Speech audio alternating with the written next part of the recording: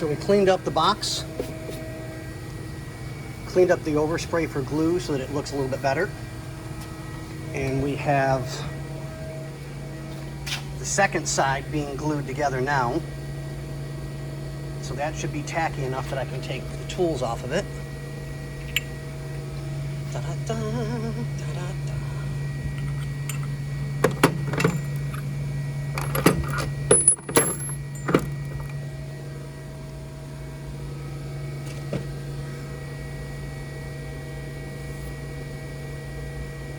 All right, so this will be ready for tomorrow. Let this dry. Sorry about that, guys. I need to back up a little bit.